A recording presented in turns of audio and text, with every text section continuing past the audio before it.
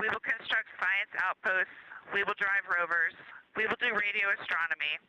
We will found companies. We will bolster industry. We will inspire. But ultimately, we will always choose Earth. We will always choose each other. Integrity from Earth, our single system, fragile and interconnected, we copy. Those of us that can are looking back.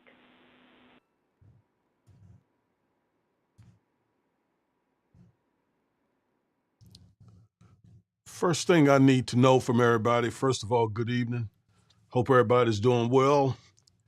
First thing I need to know is whether or not you hear any kind of a, any sort of feedback. Let me know. Please put it in the chat. And also, when you come in, Aggie Pride, all right. When you come in, please let me know where you're coming from. Let me shout you out, whether you're from, whatever state, whatever city, whatever you want to share with us. Absolutely. Aggie Pride. Aggie Pride all day. Good words between Capcom Jenny Gibbons on the ground and NASA astronaut mission specialist Christina Koch up on the Orion spacecraft that the crew named Integrity. Thank you, Aggie. Now that the crew has made their way past the far side of the moon and is speaking of back Aggie in Pride, communications with Earth, also passing the Earth. This has a lot of Aggie Pride in it because of Ron McNair, obviously. And so, yeah, there's a great deal of Aggie Pride here. And obviously for Captain Victor Glover, we're riding with him. We're riding with him. He has made a lot of history. He has made a lot of history. You know what he's done that is so important? PA in the house, Philly. He has shattered Trump's DEI argument. He has shattered it. He has shattered it. And most of us have shattered it. But he's on a grand scale right now. And he's shattering that whole DEI myth. Right?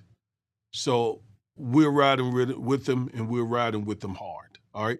So anyway, I don't want to talk too much because they are now regaining a signal with the crew, and I'm sure they got some good things to say, having been on the backside of the moon, the first time human eyes have seen these parts of the moon. So I want to go to them and let them talk. More than 252,000 miles, Earth's gravity now pulling them back to their home planet. And we'll see the velocity on that rendering start going up again after being slowing down throughout the mission since the translunar injection burn. Velocity heading back up as gravity pulls them home. And I think they'll have an off day tomorrow and have some time. We often hear space missions compared to marathons or sprints. Space Station Expedition. Good evening from Jackson, Mississippi, Philly, Savannah, Georgia, Charlotte, North Carolina, Indianapolis. Thank you for joining us. New Mexico. All right. In the house, in the house. I am very excited to be hosting this evening. I heard Victor Glover earlier today describing some parts of the moon. It was just breathtaking, quite frankly.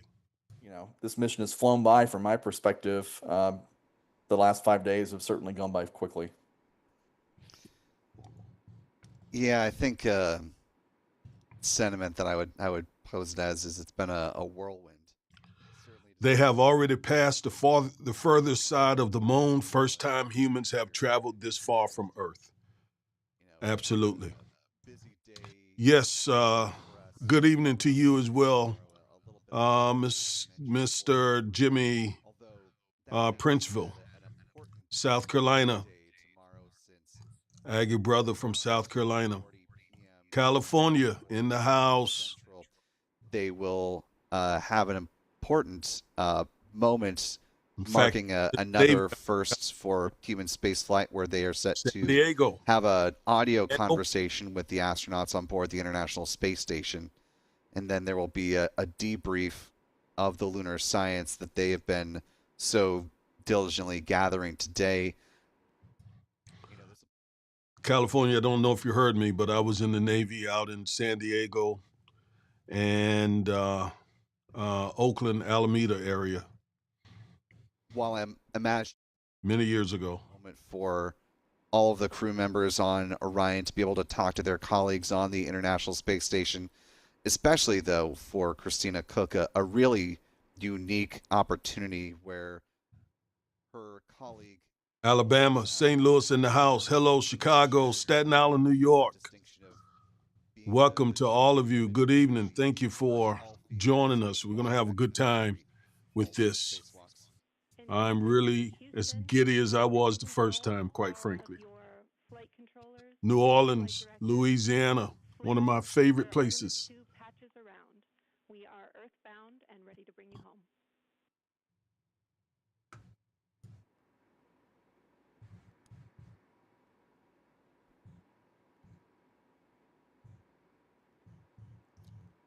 I think the crew's about to speak. That's great. There they are. Great to see the light of day as we head back to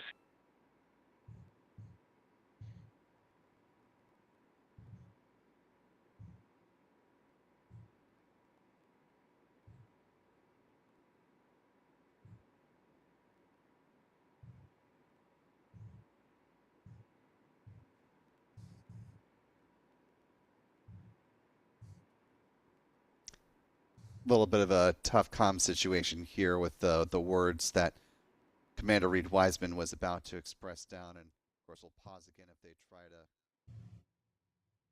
take two here. But yeah, the commander is Commander Wiseman. The fact that both Christina Koch and Jessica Meir, just by sheer coincidence of when their space flights happen to happen. Welcome to LA. You know, it's just yes, it is an honor to be here and watching this historic moment. Just outside of the lunar sphere of influence for Christina, and in low Earth orbit for Jessica. If you are, yeah, I think that'll be really cool to hear that conversation. If you got a science background, shout it out. I'd love to know. Alabama, welcome to the party. Last time we was on, we had a grandmother and a mother of a young lady. I remember her name, Milani, who is a junior astronaut, and she's studying to become an astronaut, and it was just so great having her on. If they are joining us tonight, shout us out.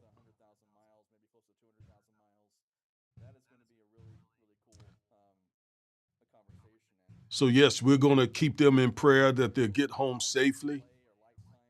They are, I believe, a little bit over half of the amount of time that they were to spend on this mission.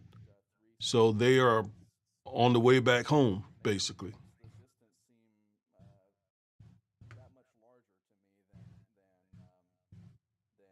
So yes, we will keep them in prayer for a safe return. Light delay from the moon is really kind of noticeable in some of these communications that we're hearing from the crew sometimes. Yeah, exactly. Just want to make a quick note of what we're seeing on screen. The flickering with the Orion spacecraft view and now the blue screen. They're just having a little bit of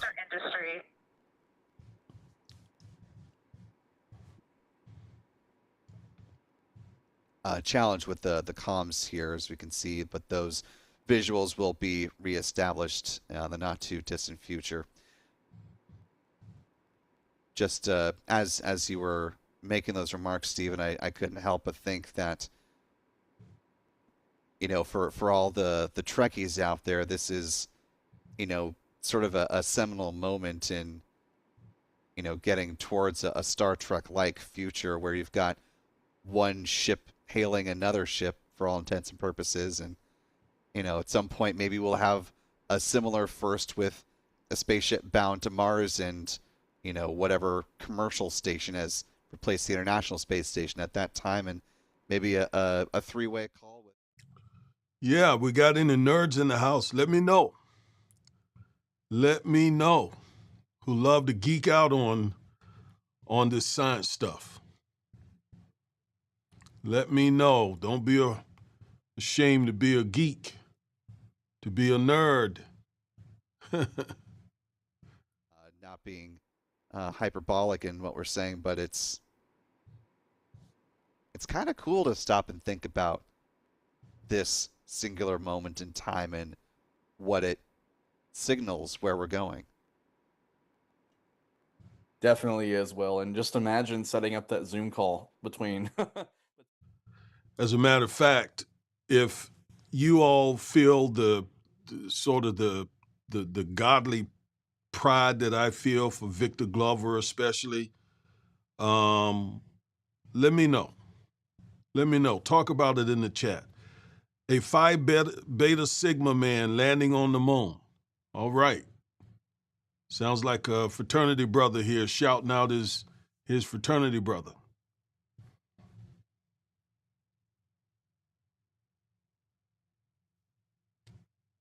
They're having some communication issues.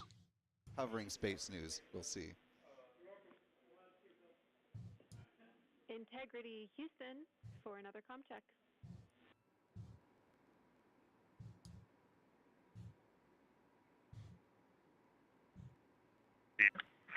We have you loud and clear, Houston.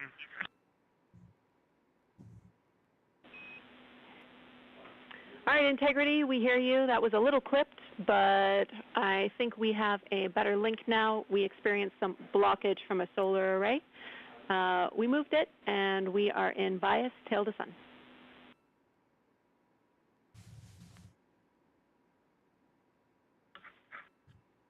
Okay, Houston, you're coming in loud and clear, and copy, we're in bias tail to sun now.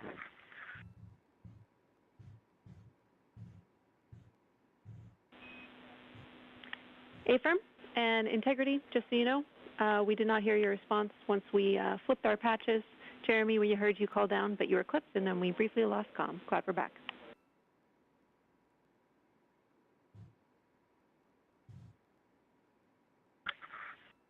Okay, copy that.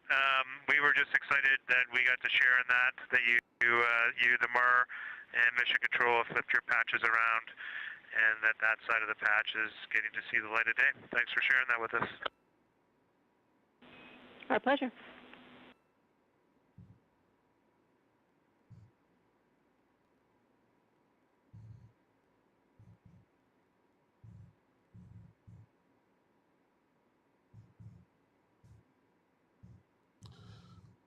So we are getting some communication from the crew. Imagine that. Talking to people 250,000 miles away from here.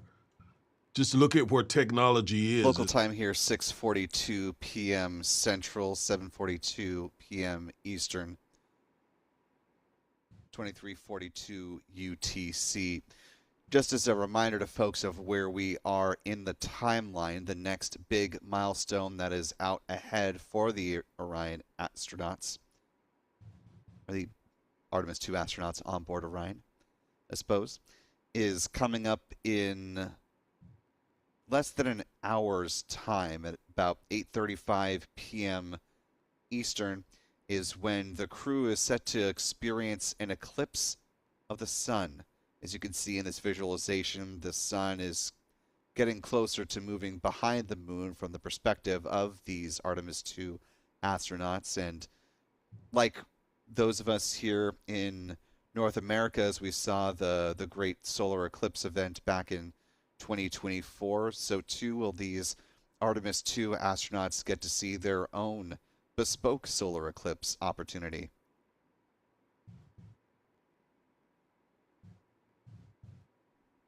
Of course, they had to travel a little bit further than some who wanted to see it here in the United States, but I would say based on the visuals we've seen so far and the descriptions that we've heard from them, it was well worth the multi-day ride.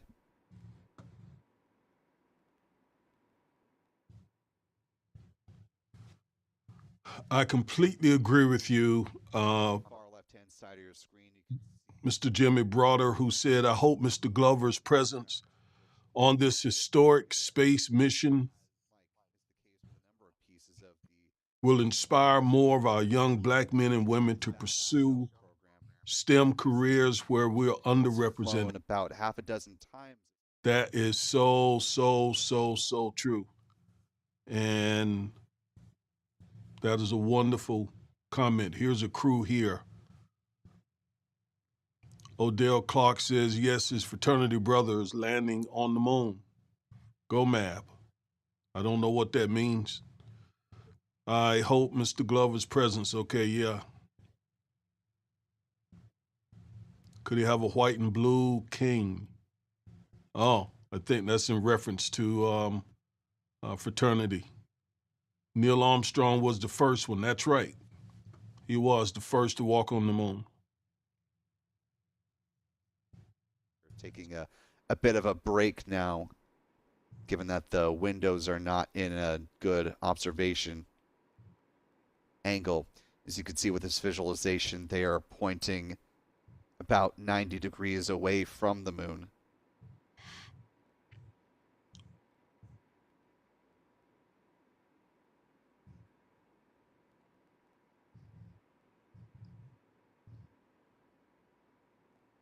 Stephen, I know we're still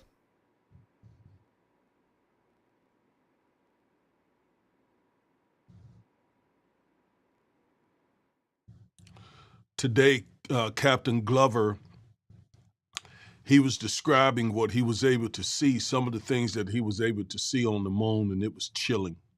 It was really chilling. He described a body of what he said appeared to be like water, like a lake or a pond or something. And of course, from the distance that he was, I'm sure it was bigger than a lake or a pond. But, wow, on the moon. It's just amazing to even, to see something that close, that far away, 250 so thousand miles away. It's amazing. And then to be able to talk and see them via technology, it's amazing. And yes, I so agree with this comment about more of our kids going into STEM, right? Science, technology, engineering, and math. That happened to be my field before I became a lawyer. I majored in chemistry and took a lot of chemistry, took all the required chemistry courses, a lot of physics courses, a lot of math courses, and still love it to this day. I did research as a chemist. I taught chemistry. I taught high school chemistry. It was just awesome. Okay, I heard somebody say we were ready. I'm going to roll through a couple of topics here. The first two are for timeline. First of all, Reid for your toilet maintenance. It is a shortened toilet maintenance where you do not have to do the oxone changeout. That portion of the procedure is canceled. Victor, you have an HHP stop activity on your timeline. We need you to perform that as scheduled for bandwidth reasons. For your next portion of the flyby, in particular the Eclipse, we want to remind you that you can take off the Eclipse glasses when the sun sets and you are simply looking at the corona. And then finally, for the D5 with the long or zoom lens, which is set for solar corona, we want to remind you that when you are capturing Earth shine, you will likely have to adjust the exposure. That's all I have for you. Let me know if you have anything for us. Wow.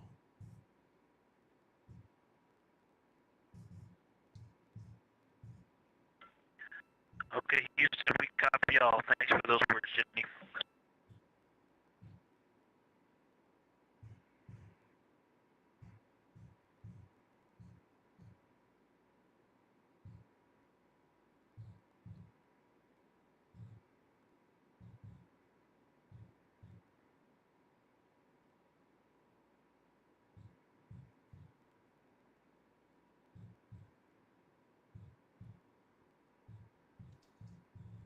As we await further communication between the Orion spacecraft and Earth, Stephen, the question I was posing to you just before that about your thoughts on the reentry period of this mission. Yeah, I think that's going to be another moment of high drama as the spacecraft comes screaming back into the atmosphere. They'll be setting a new velocity record, if my memory serves, and we will be going live for the reentry as well. So stay tuned for that announcement. I will put it out as soon as they let us know when that's supposed to happen. We will let that, we'll put out that thumbnail so that you all, if you so desire, can join us. I enjoy hosting this, so that we can just chill and have a cup of coffee and so on as we're watching Brother Glover make history here again and shatter all this DEI stuff. And as somebody said here, Brother Jimmy Broader, hopefully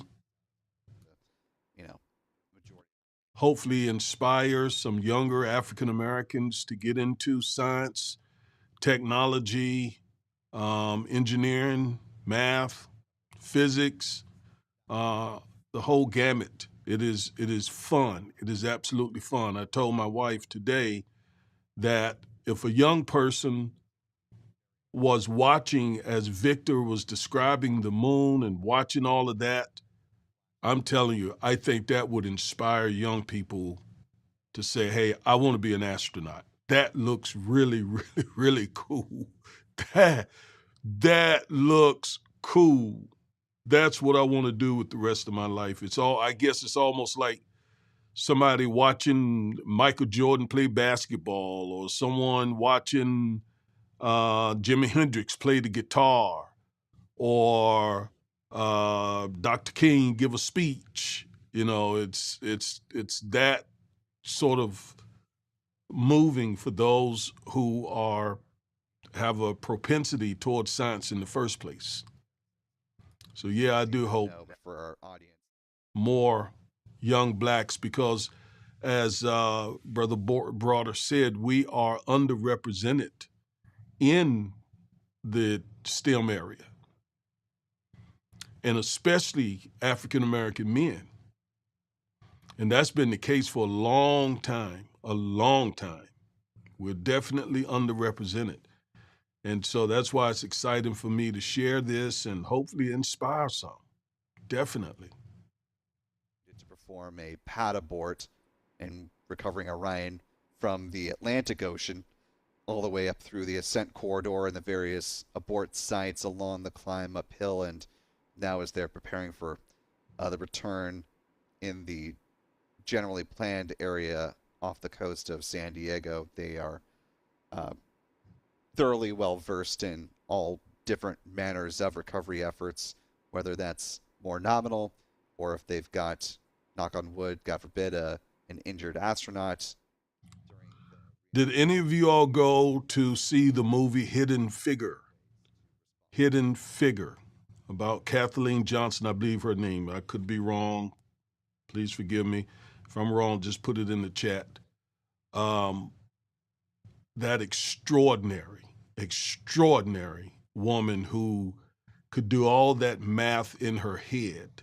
I mean, an extraordinary, again, another DEI busting myth that, we can't do that sort of stuff. Yeah, I that whole MAGA crowd, I know they are just having a fit. This black man up there in this prominent role. In fact, pilot of the ship. And yes, he said earlier today he saw brown and greenish colors on the moon. So God has a way of you know, making things work out the way they should.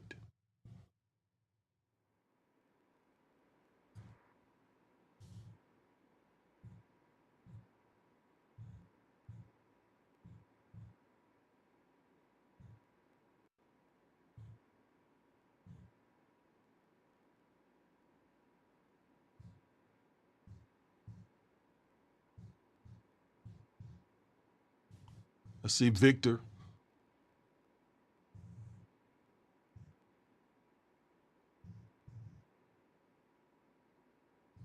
I see Christina Koch.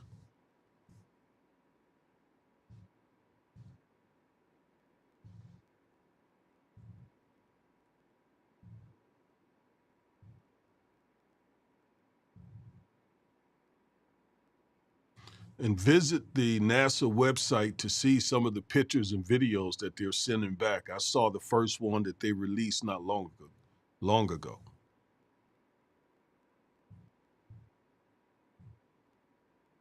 Or if you haven't seen Hidden Figures, you got to see that movie. You got to see that movie. You got to see that movie. You got to go see that, Jimmy. Got to go see that one. Or, it's not in the movies anymore, but you can get it maybe Netflix or Prime or some other network. Got to see that. This black woman was brilliant, beyond brilliant.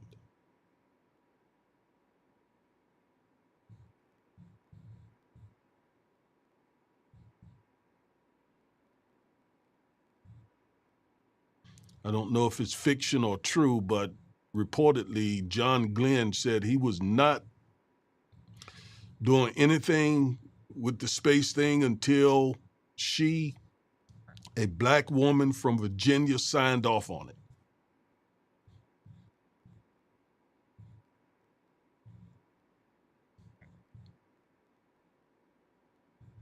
HBO Max.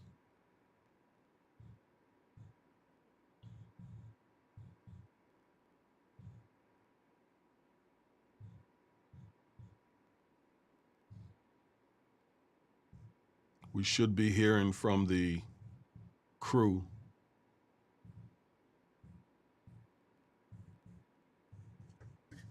And they're also going to be experiencing a full eclipse from the other side of the moon. And you know, an eclipse is when the moon fully covers Earth. So they're going to be seeing it not from our side, but from the backside, is my understanding.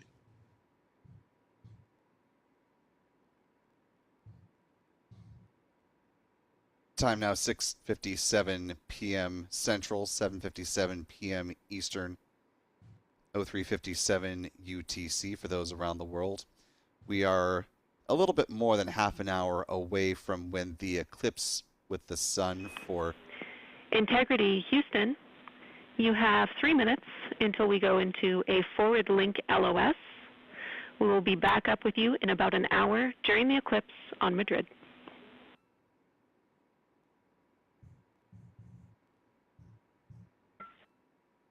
Thanks for the heads up. Look forward to seeing you on the other side. Likewise. As you just heard, we'll be in another comms blackout between the Orion spacecraft and the ground there in Houston as they do handover from the ground side communications. As we're approaching this period of communications blackout, I want to go to another conversation that we had earlier today with Dr. Sarah Noble, one of the science leads that has been heavily involved with the planning for the Artemis II mission for several years at this point. So here is our conversation with Dr. Noble about her expectations going into this flyby period for the Artemis II mission. Lunar Flyby Day, this is what y'all have been building towards for half a decade now. How are you feeling? Feels like Christmas morning. Oh, good. And you get a beautiful present to open up once the science data starts coming down. You know, in those early observations, as the crew is, making those real-time notes and sending them back to you, what are you going to be most particularly listening in for? What verbiage is going to really pop out for you and your team? We've already been hearing them as they're, approaching the moon, making some descriptions and talking to us about the solar color differences, the albedo differences. They're already doing a great job of that. So more of the same. I think it's great, and I think today, what we are really trying to do is, take it all in and get ready for tomorrow morning when we will actually have an opportunity to have a crew conference with them and sort of pick their brains a little bit more about the things that they have told us and seen. And so that's an important distinction to make. What's going to be their focus in verbally and, photographically getting back to you today? And what are they kind of, holding in their back pocket to make sure that you have a more robust conversation tomorrow when there's time? So today, we won't be directly hearing most of their notes. They'll be recording them on their personal tablets, and then we'll get those recordings up overnight. And so our crew will be working late trying to get all of that stuff together for the science team to run through tomorrow morning and see what more questions that they have that they want to just dive in and pick their brains a little. Oh, what did you mean when you said this, or that sort of thing. And of course, the science plan has been baking for a while, but I imagine it is set now. It's come out of the oven. Where do things stand as far as the number of sites? Because yesterday we heard 30. What's the final number of targets that they're going to be attempting to achieve today? Yeah, so there are 30, including things like sunrise and sunset and earthrise and earthset. There's a range of targets. There are a couple of targets that they will revisit more than once, sometimes at the same. Yeah, she's a scientist, and obviously you can tell she's giddy to be talking about all the planning they did and all the things that she's looking forward to. Someone said, "Thank you for having this on your podcast." Oh, listen, no thanks needed. I enjoy it. And everything I do with the purpose in mind. And so, yes, I enjoy doing it, but also a couple other things. I want to highlight and bring attention to Victor Glover. I want to bring attention to him. I mean, this is history making, and it's so needed. We're in a time where we're being targeted and attacked by the United States government. And on this basis that and there's a whole lot of racial resentment in this country because this lie has been told so many times over the past decade that we're getting opportunities that we don't deserve. And therefore, because of this zero-sum thinking, we're taking opportunities from other people, white people especially. And so people like Victor Glover on a big scale, he shatters that myth because he has earned everything that he has. He has had to be twice as good. We know that as African American people. We know that. We have to be twice as good. I remember my first job as a chemist out of college. I was hired to do some research in a company, and the guy who hired me, who recruited me and hired me, he said they wanted a good one. A good one. Referring to me as an African-American man. They wanted a good one. And I went back and talked to my professor, told him what he was the chair of the department. I told him what this white man said to me about wanting a good one. like a good one. And I said, would you take this job, Dr. Williamson? And he said, no, I wouldn't, if he said that. But at that time, I was just recently married. I was graduating college, broke, all kind of stuff.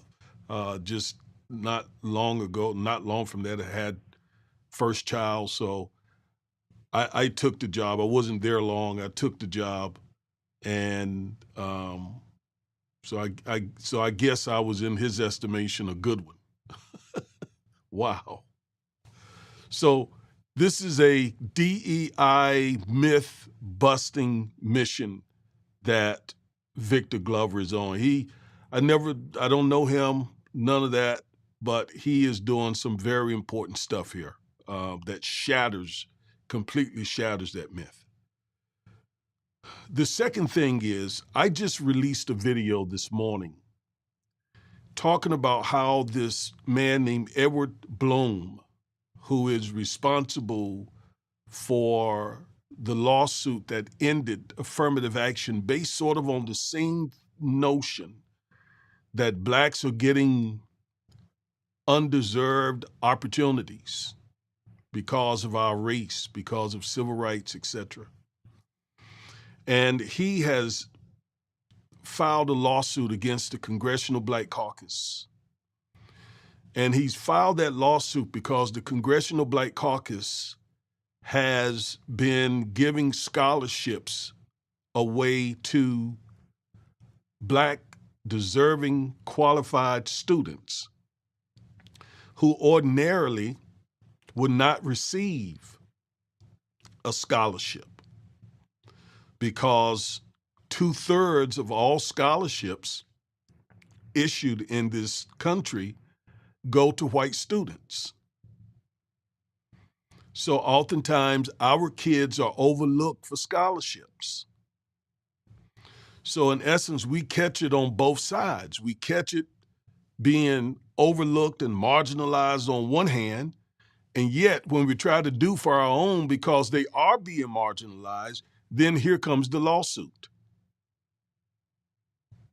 You see?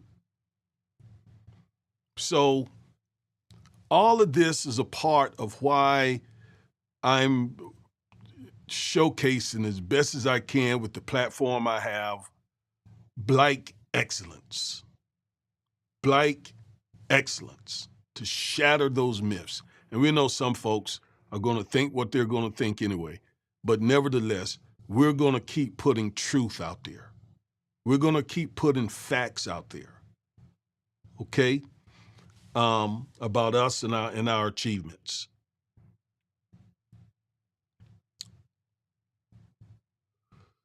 First black man around the moon, first woman around the moon, that is true. First Canadian around the moon. Even in this era, we still reach for the stars. That is absolutely right. Much respect for this crew. May God keep them safe. Go Navy. All right. Sounds like we got us a sailor here. A shipmate.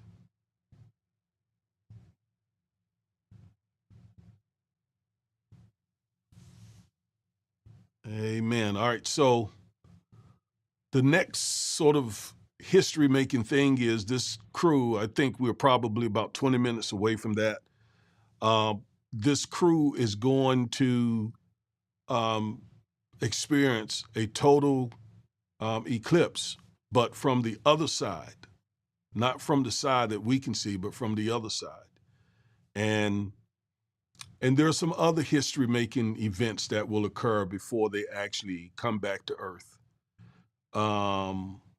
And again, let me remind you, we will be going live. I plan to go live when they re-enter.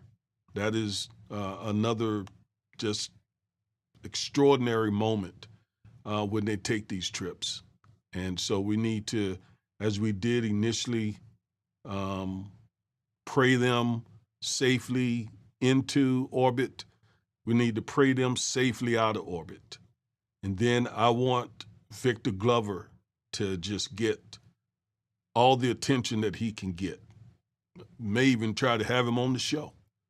May even try to reach out to him and have him on the show, but he's going to be so busy for the next few months with all of the interviews and all of the speeches and so forth that he wasn't very known before now, but after this, he's going to be a famous guy. So,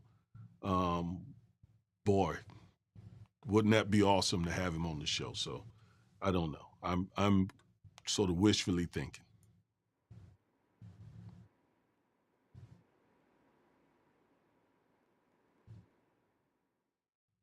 But that Congressional Black Caucus lawsuit is just evil. It's just evil. Go over to the channel, watch the video, because I make an interesting observation and connection between the Congressional Black Caucus. In fact, I'll just tell you. Do you all remember when people were saying that Kamala Harris said that she would not do anything just for black students or just for black people? You all remember that? And remember she was excoriated for that? Well, I explained on Instagram and our channel here that she said that because she, as a lawyer, I know as a lawyer that if she were to have said, yes, I'm going to do something just for black people, she would have gotten sued just like the Congressional Black Caucus. She would have gotten sued. So she wisely tried to explain to our community that she explained that what she does is look at issues where blacks are disproportionately affected negatively. And she work on those issues. Let me see if they're talking.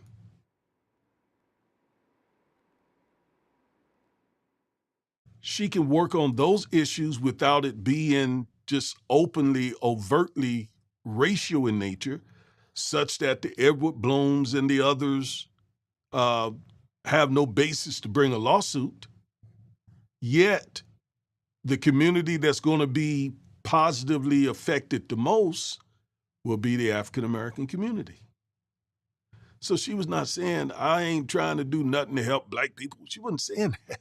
She was saying, I'm trying to help as many black people as possible without having to fight the lawsuits that will likely cause me to have to stop what I'm trying to do, because the conservative judges on these federal benches are going to stop it, So, but I just kept hearing black person after black person after black person saying that Kamala said she wasn't going to do just nothing for black people. And many of them use that as an excuse not to vote for the woman, not knowing that she was trying to not bring about the smoke and the hate and so forth that she would get from other communities, while at the same time still working on behalf of the black community, right? In a smart, wise way. But folks just went crazy with that. I hope you understand what I'm saying. If not, do a comment in the chat. Let me see if they're talking.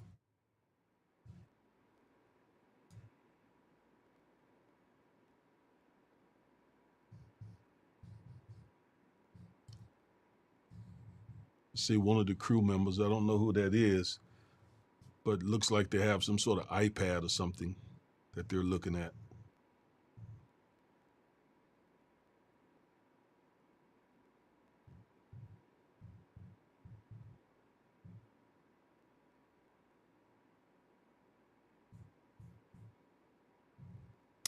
Yeah, that's true. The original Star Trek paved the way for black people being in space.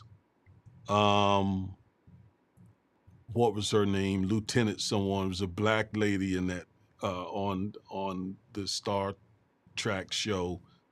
I remember Captain Kirk, of course, Spock. I remember the Asian doctor.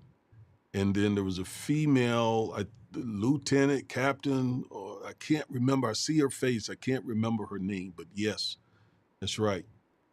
That is, I guess you could say, life imitating art at this point. And which brings to mind Mae Jemison, first African American woman to go to space. So we shout her out. Absolutely.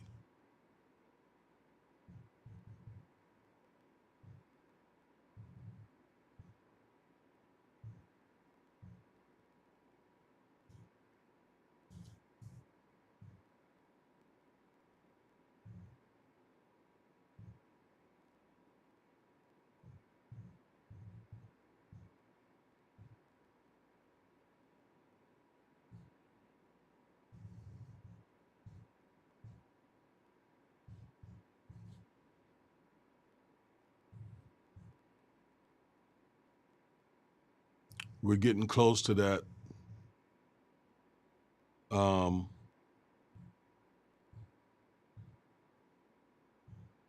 We're getting close to the eclipse.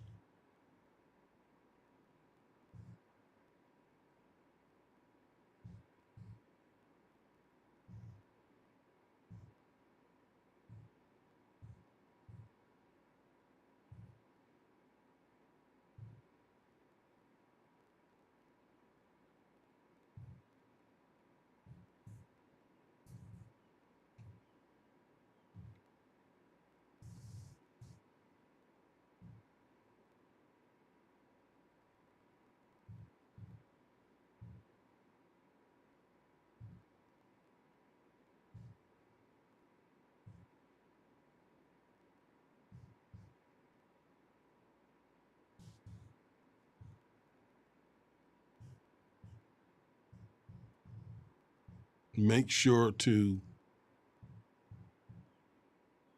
if you have a child in school, grandchild, niece, nephew, turn them on to this.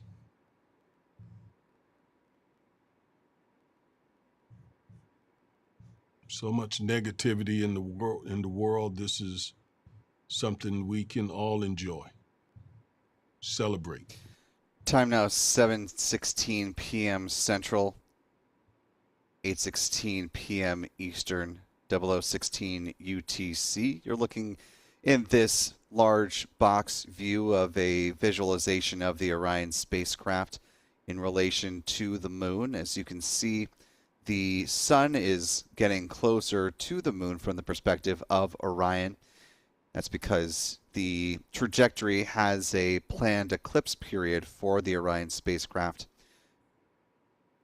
As is the case with those of us here on Earth trying to view an eclipse, the Artemis II astronauts also each have a pair of eclipse glasses so that they're able to watch the sun as it sets behind the moon and enjoy just under an hour of eclipse time.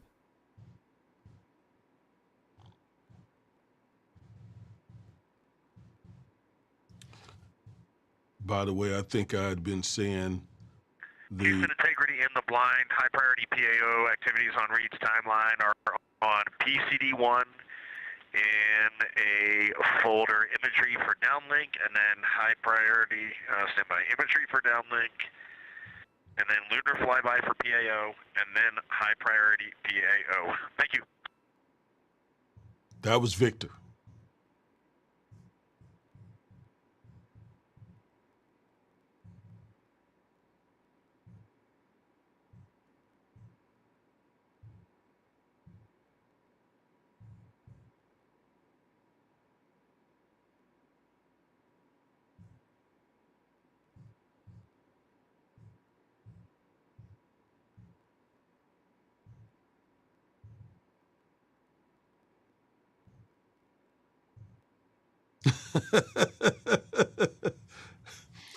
First of all, Charles, very good comment.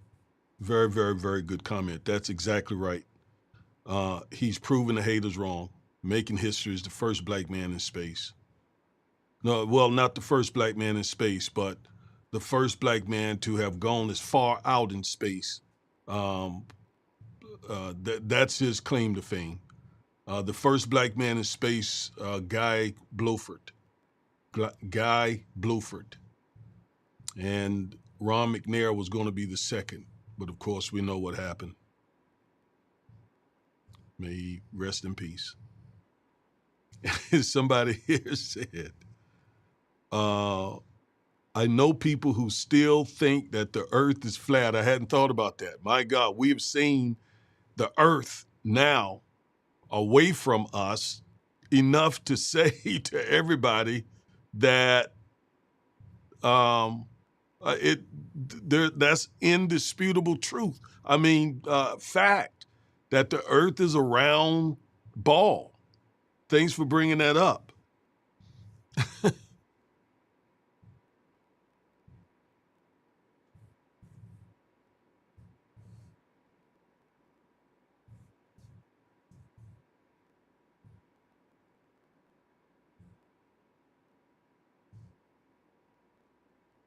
But I was saying earlier, I had been saying that, I don't know where my brain was, but an eclipse is actually when the moon will partially or completely block the sun.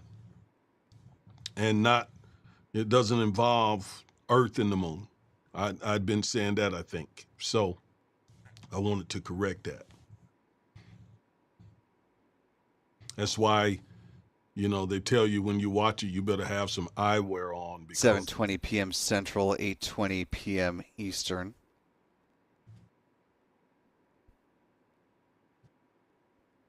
(0020 UTC). Want to thank a few folks for your ongoing support of our marathon day of coverage here, covering the lunar flyby of the Artemis II mission.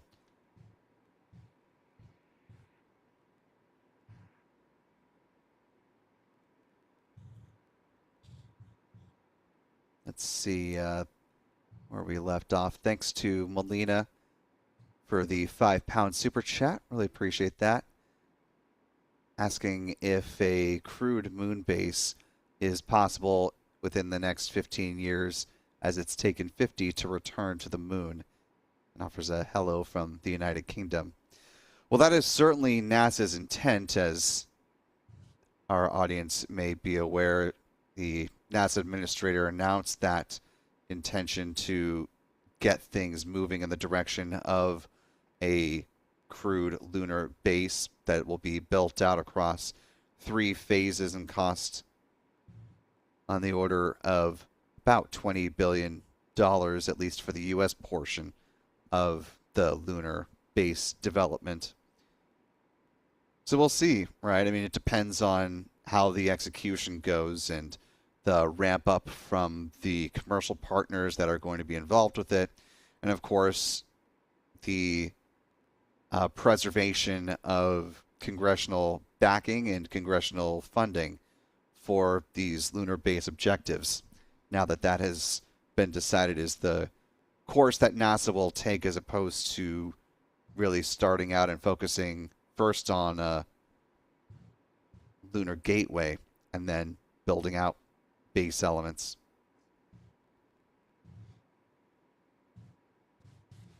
MedTech, been a channel member with us now for 9 months at the pad leader level.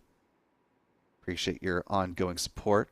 MedTech says, my dad worked on the DKSY electronic. Yeah, Kyrie, I'm sorry, man. You gotta give it up. This is just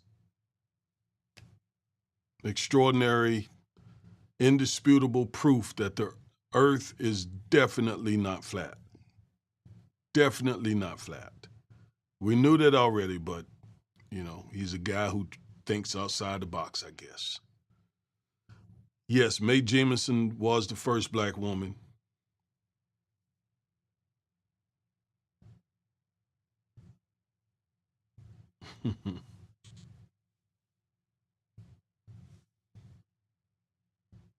Curtis. Thank you to my mother, Mary Robinson, for the very generous $50 super chat. Thanks, Mom. So we're looking at 11 minutes, just a little bit under 11 minutes before the eclipse occurs. Here in Houston and for the team back in Florida. M12407 with a $2 super chat, one of our channel members, who says, loving this now, witnessed Mercury through Artemis. That is quite special to have seen the full range of human space flight from the American space program perspective. Quite the legacy. Want to welcome a new channel member, Joy Castful, checking in with membership at the pad leader level. And final comment for now, Wolverine Warlord have been a member with us now for 30 months at the launch director level. Thanks for sticking with us, Wolverine. Says, do you know if they will be able to get any imagery of the items left over from the Apollo missions? Also, great job on launch day. Thank you. Launch day was another marathon. Very happy to do it. I'm glad it was able to be appreciated by so many of you. Thanks for helping to make it special. As to your actual question, while they did have some of the Apollo landing sites in their view based on their trajectory, it sounded dubious as to whether they would be able to image the specific pieces of Apollo hardware that were left on the moon with this mission. Of course, we'll know for sure once we get the images back down, but it sounded like that was A, not explicitly a science objective, and B, may have been difficult to be able to zoom in enough to get those small features on the moon's surface. But we'll see. Would love to be happily surprised in that regard.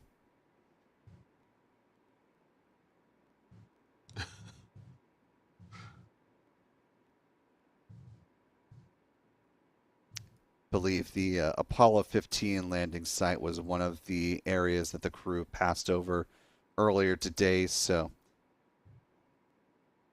maybe we'll see one of the moon buggies down there. That'd be cool.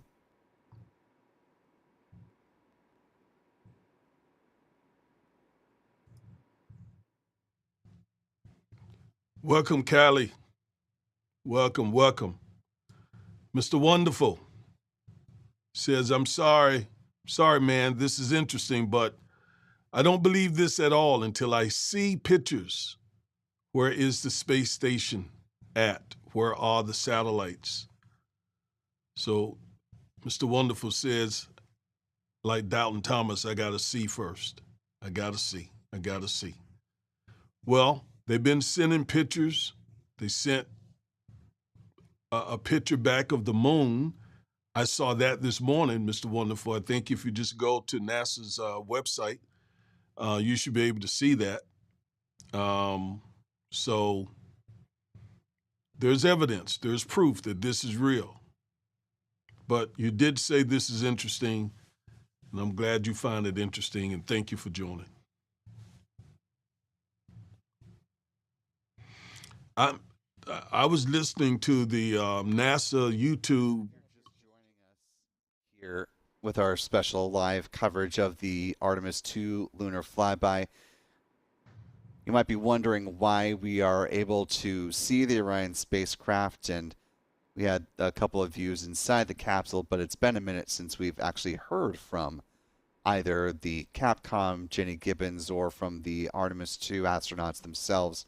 It's because we're in a bit of a comms blackout and a handover from one ground system to another. So the terminology is that they are in forward communications or forward comms. Essentially, the Orion spacecraft and the crew on board can send communication back down to Earth. Houston just can't send verbal communications back up to Orion for the time being. And that will continue a little bit into the eclipse period that is about to start in just about 6 minutes' time. And you can track that progress in the upper right-hand corner of your screen. 6 minutes and counting.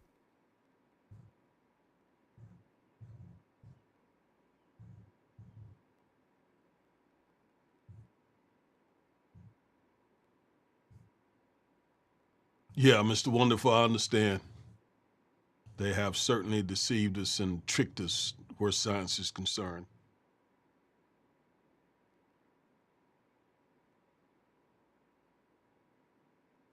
But I was saying the YouTube host, the NASA YouTube host, I didn't know that they were accepting super chats and all of that. Wow.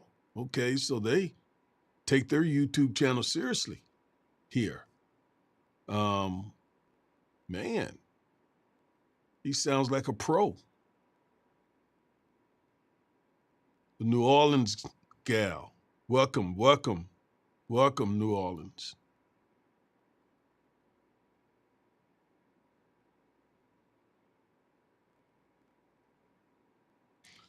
Four minutes, 48 seconds now, 47 seconds before the eclipse. I'm here for it all.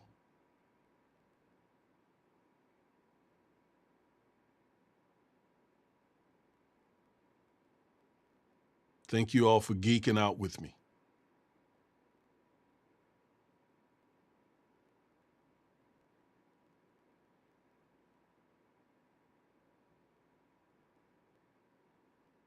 Time now, bottom of the hour, 7:30 Central, 8:30 Eastern, 0030 UTC. As the clock in the upper right-hand corner is accurately counting down to the start of the planned eclipse period, the angle that we're seeing here in this visualization may be slightly off, if you will, or slightly differing from the eclipse experience from the perspective of the Orion spacecraft, where it is in actual space as opposed to this visualization representation of where it is in space. This is a view from on board the Orion spacecraft and one of the solar panel GoPro cameras that is at the tip of one of the wings. Wow. So roughly 3.5 minutes to the start of the eclipse period. Wow. Wow. A GoPro camera in space. Wow. A GoPro camera in space. I have GoPro 12, 11, 10, 9, 8. I mean, I go way back. And just to know they use those cameras in space, I wonder if it's a special kind. I wonder if GoPro made them a special one. I would think so. I don't know. But maybe not. But I tell you what, that's some good marketing for the GoPro company. So if you have a GoPro at this point, you know you can, not only can you take it in water and high altitudes, but you can even take it in space. 250,000 miles into space, a GoPro camera. Technology has come a long, long, long ways.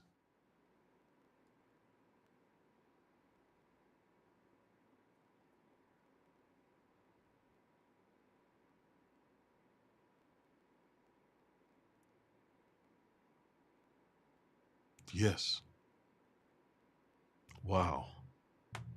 Yeah, thank you, USS LLK. That does give some perspective. That certainly does give some perspective.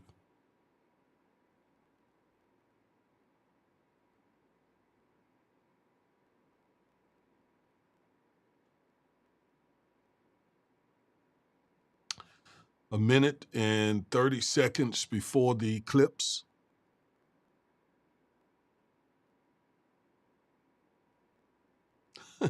Mr. Wonderful.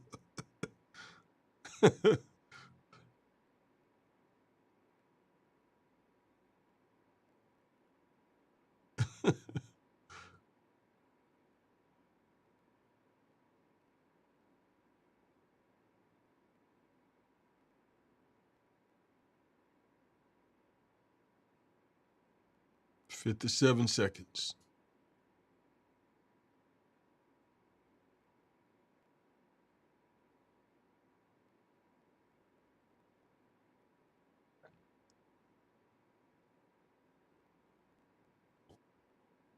Mr. Wonderful, if you got to see a picture first, how is that going to prove it to you? There are pictures and video of Neil Armstrong. Now 30 seconds to official eclipse beginning. We can see the sun's corona. This, if we were seeing this on Earth, would be the diamond ring, I believe. Sun now slipping behind the moon from the perspective of Orion. The first planned eclipse opportunity to be studied in a scientific perspective on a lunar mission with humans, now underway. But this would be a reverse diamond ring, I suppose. Wow. And I just noticed the sun disappeared on one of the screens.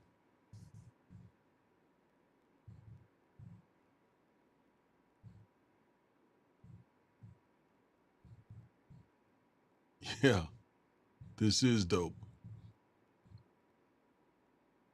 Again, the picture in the big box on your screen, this is the view from the Orion camera on the solar array, one of 4.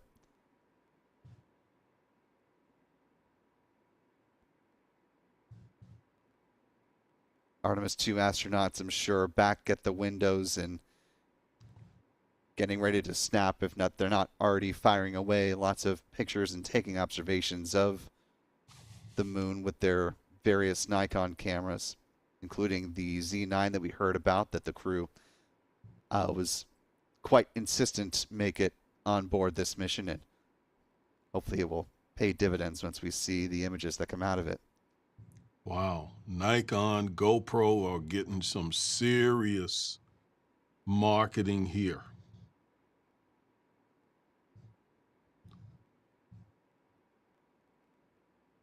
Orion, by the way, is the name of the spaceship they're in.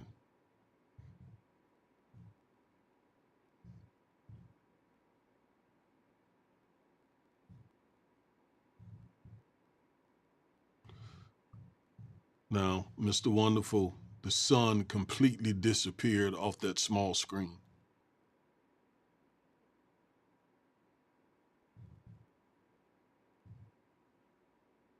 And you see some serious, you just heard him say some serious pictures are coming back.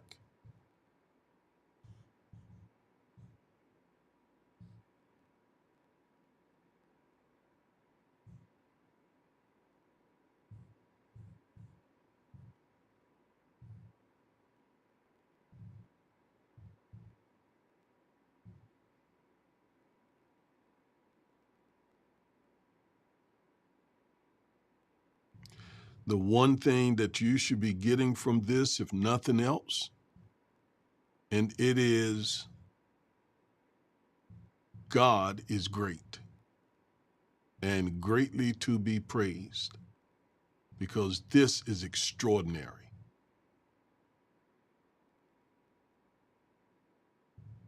And by the way, all of this is still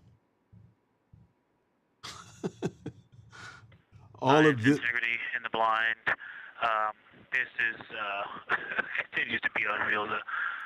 The sun has gone behind the moon, and the corona is still visible, and it's bright, and it creates a halo almost around the entire moon. But when you get to the Earth side, the Earth shine is already shown. I mean, almost seconds after the sun set behind the moon. You could see Earth shine. The Earth is so bright out there, and the moon is just hanging in front of us.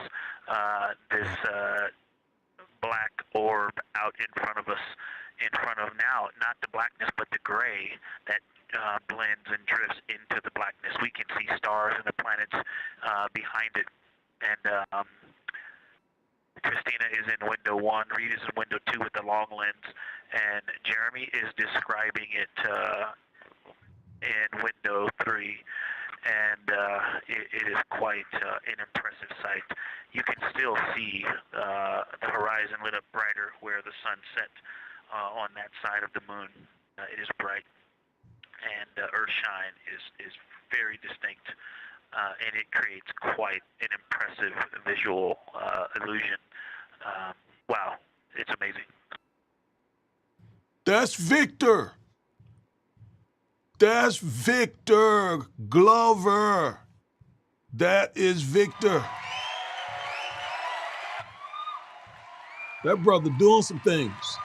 The voice you just heard, Artemis II pilot Victor Glover, describing the moments captured by the crew, both visually and just in their sensation of this experience as the sun slipped behind the moon.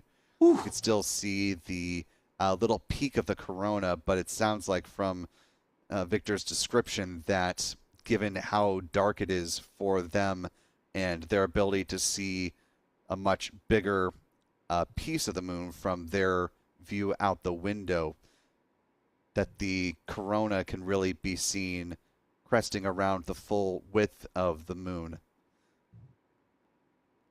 Also remarked about the brightness of the Earthshine, which is the reflection of the sun from the Earth back towards the Artemis II astronauts inside the Orion spacecraft.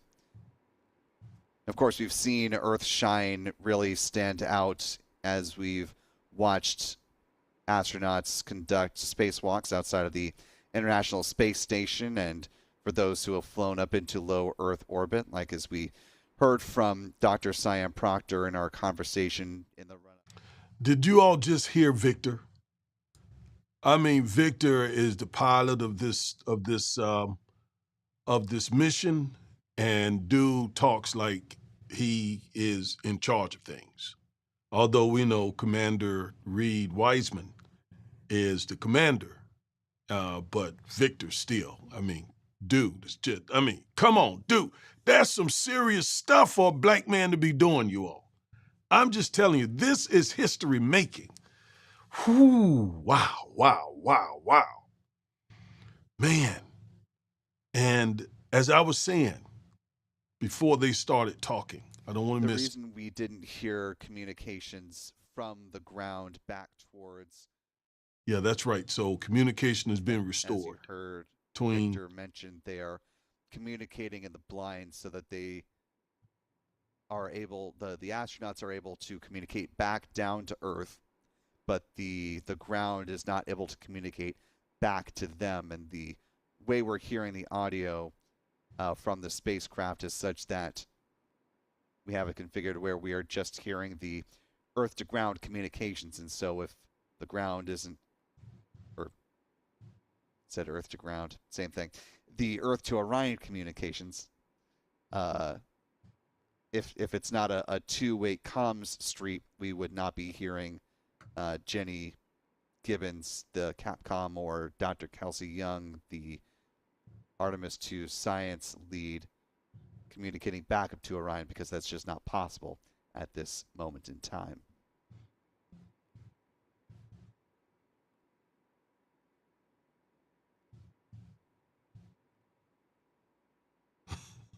Nearly 8 minutes since the eclipse period began, and you can still just barely make out a little bit of the sun's corona peeking from the edge of the moon there. It's remarkable that we can still see it at this point in the eclipse. The eclipse is set to last about in just shy of an hour's time.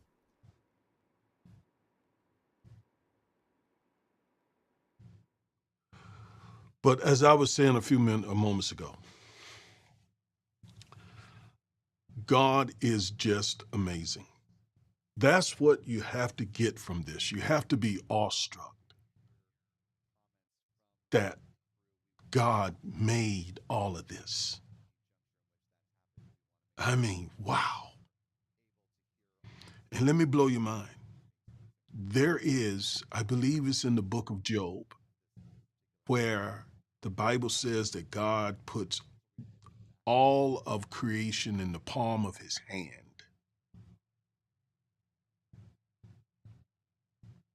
Now figure that out. Figure that out. I mean, 250,000 miles that this spaceship traveled from Earth. And that's still very much within the Milky Way galaxy. It's mind-blowing. We cannot wrap our minds around this. It's just mind-blowing.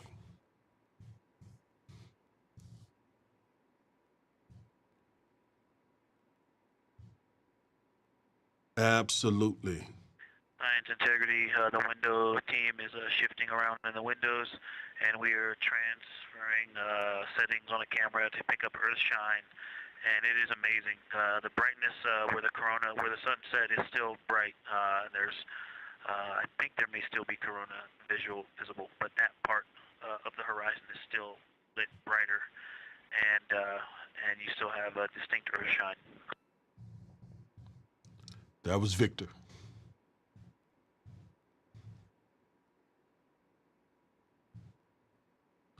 Yes, you're welcome, Mr. Howard. Absolutely.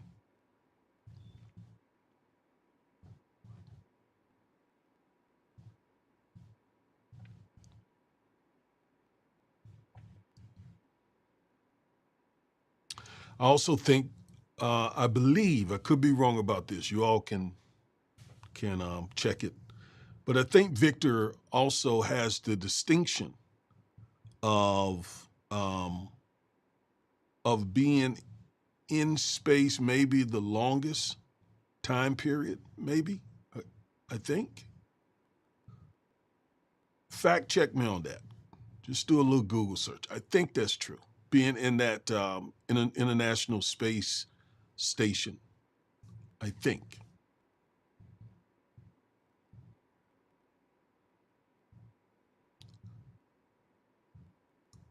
Yes, Lauren Rowland, I too absolutely love science.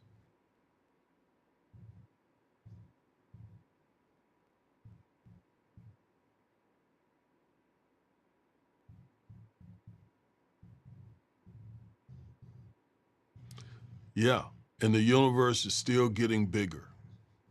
Make sense out of all of that. You can't. That's true. It's expanding. I taught earth science. I taught physical science, earth science, and chemistry at the high school that I taught, high school kids. I'm gonna tell you this: if I was teaching right now, we would be watching nothing but this, or it would be at least on. Well, we didn't have monitors back then that we could, but I would have, some way or another, would have tried to have this in my classroom. Definitely. So those kids could see this and experience it. After all, the earth science teacher.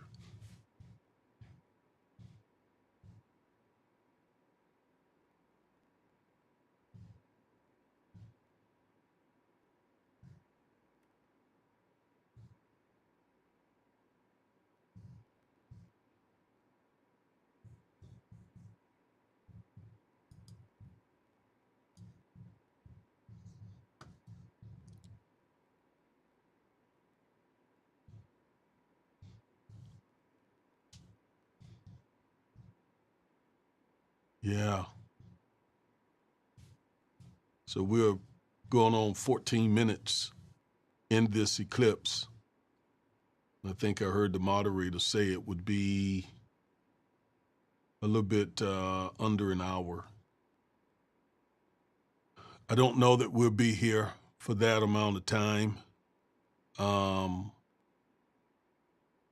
I've kind of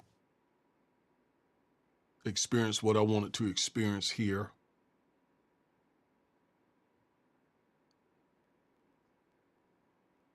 I wanted to get some I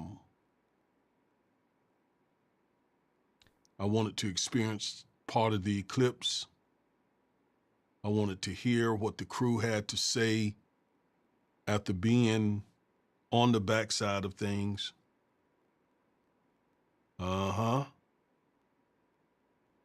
Thank you. Was that the longest time from November 2020 to May 2021? Was that the longest time for any human? That would have been December, January, February, March, April, May, about 6 months. I don't know. I could be wrong about that. Time now 7:49 p.m. Central, 8:49 Eastern, 00:49 UTC. If you look in the big box right now, you see just a little tiny dot there near the upper part of the screen in the left third line, if you will, if you split the screen into vertical thirds. That, according to NASA, is the planet Venus that we're looking at right there. Whoa. Whoa. The Artemis II crew were given the ability to shoot a number of... it's blinking. Science integrity. Let's see, not a huge change in here, just an update. The camera settings for Earthshine are challenging. This one's challenging to capture. What we're seeing, we're just not picking up on the cameras. And after all of the amazing sights that we saw earlier, we just went sci-fi. This has, it just looks unreal. You can see the surface of the moon between, I guess, the Earthshine. I guess Earthshine. You can actually see a majority of the moon. It is the strangest looking thing that you can see so much on the surface. Wow.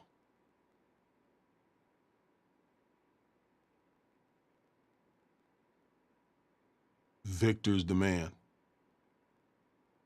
He's him on that ship. And Venus, I don't know if you can see it. Let me direct you to it.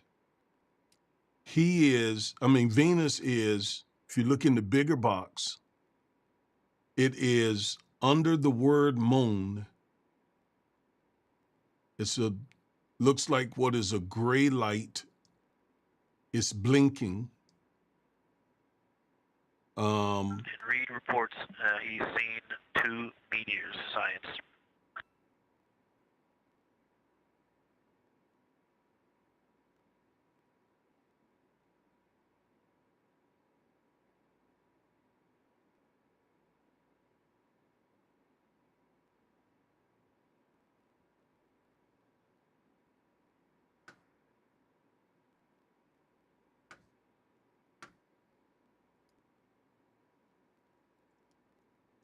Okay. All right, so Victor was the first African American to go long, extended stay, but he didn't stay the longest. So I'm so excited for the brother. I'm trying to give him some records, but he didn't stay the longest, but he was up there for quite some time. Thank you. Science geek here as well. Absolutely. Do you all see Venus? Tell me if you're able to see Venus. Let me put it on a bigger screen. I see it very well. Look at the word moon, come into the big black screen, directly in between the 2 O's. Come in about maybe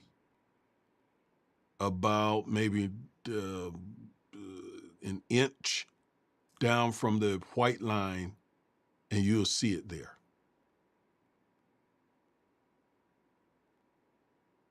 Tell me if you can see it, because it's sitting there blinking. All right. All right, somebody else is seeing it as well. That's cool. NASA says that's Venus.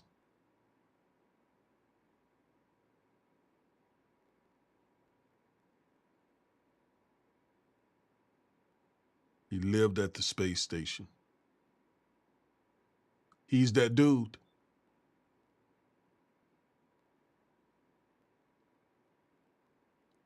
You know, I served in the Navy, and all the rave in the Navy are the Navy SEALs. Well, I'm telling you, what Victor is doing here, wow. When I was in years ago, finding a black man or a woman who was an officer in the Navy, you know, a lieutenant commander, admiral, captain, you just didn't see it often. You really, really just didn't see it often. You really didn't. So what he's doing is really amazing.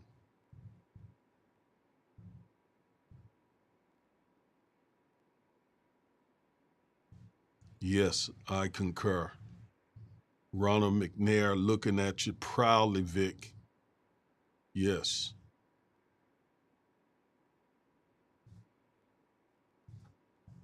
Absolutely.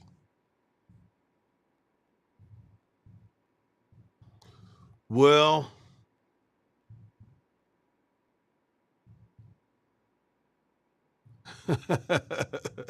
now that is a very, very interesting question right there. Have you debunked flat Earth using the Bible, since you are both a minister and an earth science teacher?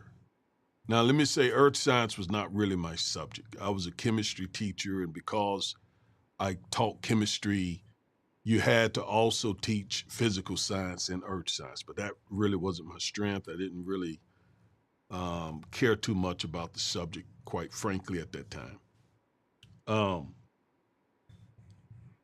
But I remember when they interviewed me, the principal asked me, he said, Mr. Corbett, just pretty much the same question. Mr. Corbett, you're a minister. Are you going to be able to teach some of these earth science things that are contradictory to the Bible? And I said, yes, I can teach them. I don't have to believe them, but I can teach them.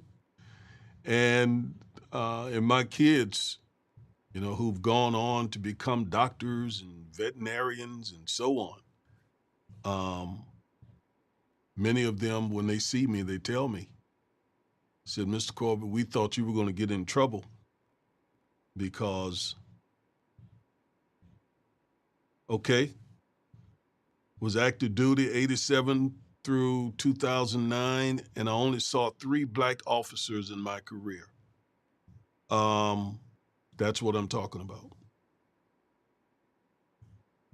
And I was in the late 70s, early 80s. Early 80.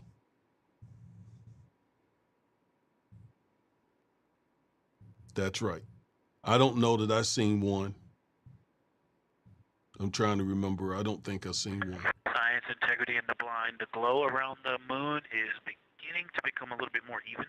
It's not so much distinct just where the sun set on the moon's horizon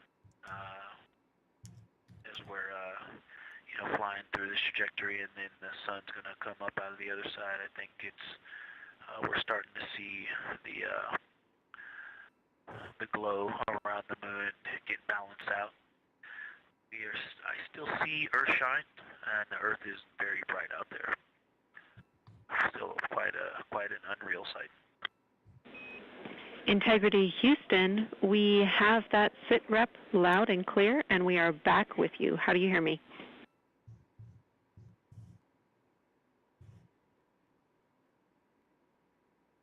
Hey, Jenny, we have you loud and clear. Thanks. Copy. Victor, we're handing you over to science for some critical questions. Thanks for your report. Oh, yeah. Wow. Come on. Come on. Integrity Science, we were loving your science sit reps in the blind, and it should come as no surprise that we have a number of follow-up questions. First, you mentioned Reid observing meteors. Can you speak to that? Were you referring to comets or impact flashes or something else?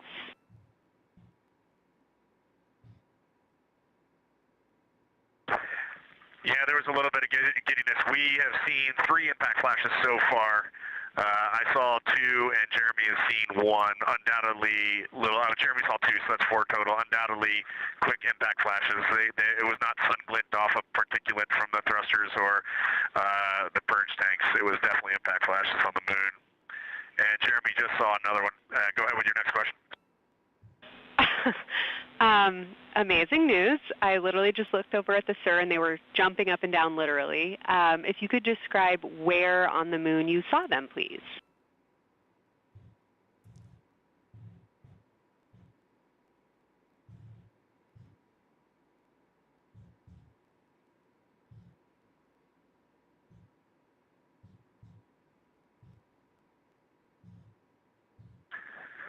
So they've all been either on or a bit south of the equator and on the Earth side of the moon. Stand by. All right, so Jeremy has seen them kind of on and south of the equator, kind of spread across the moon, and mine were both south of the equator and just a little bit left of center of the moon. Incredible news, Reid, and reminder, we have citizen scientists here on Earth looking for impact flashes, so hearing you saw them on the near side means that people saw them too.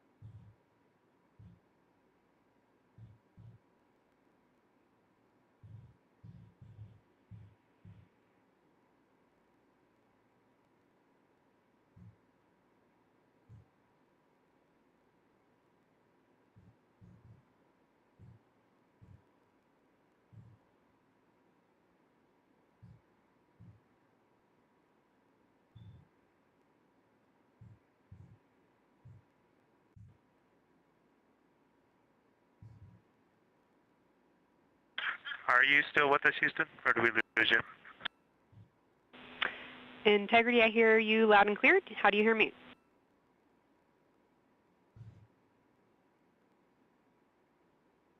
Okay, we got you loud and clear. One of the other things I want to describe, which was surprising to me, but the entire moon is lit up. It's glowing behind the entire moon. I thought it would look, dark against the black sky or deep space, but the sun is lighting up the entire limb of the moon. You can see the entire perimeter of it, and even now with the sun far behind the moon, you can still make out little bits of topography around the entire limb, just bumps as you go around it. And there's about the glow around the moon, once your eyes adjust, is easily 10 widths or diameters of the sun around the entire moon.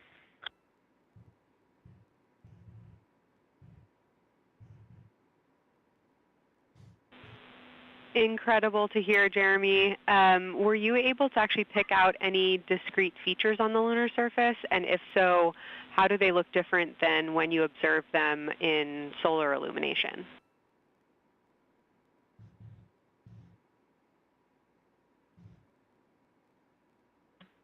No, we really haven't been able to identify features on the lunar surface yet. We just see, the topography on the limb. For the Earth glow, we're about a quarter moon, waxing quarter moon, if you will, from the Earth glow perspective, and it's just at a very just the sight angle. I'm just not able to tell what I'm looking at yet in the Earth glow. Understood. Thanks, Jeremy. One other question for you on the solar corona. Were you actually able to see any structure or color in the corona before most of it disappeared behind the moon?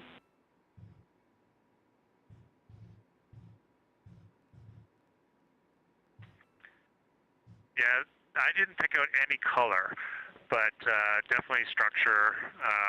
I mean, there were streamers, and they were not uniform at all. For me, the 5 o'clock position, there was just this constant streamer. It would change in intensity and diameter, but it was always there, and it was always at the 5 o'clock position. I only saw one plume, and it came out of basically the 3 o'clock position of the sun. That was very short-lived when I could see the plume. Exactly what we were looking for. Thanks, Jeremy. And a heads up that we, calculated here on the ground about how long you could see the corona for, and we expect it to start to appear again in the next 11 minutes. Thanks for those amazing descriptions.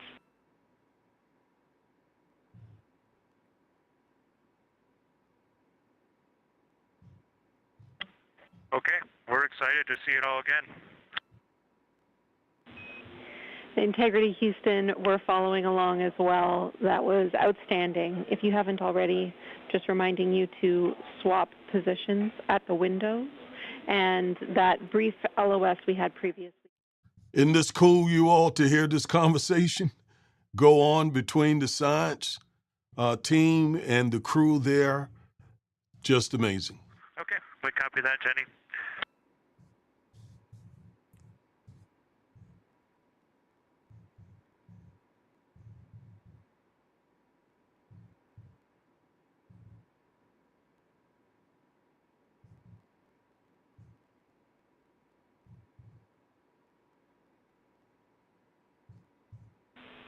Integrity Science, one more request for you. While it's still fresh in your mind, any annotations or sketches you want to make of what you're seeing either around the corona structures you just mentioned or even on Earthshine would be so appreciated.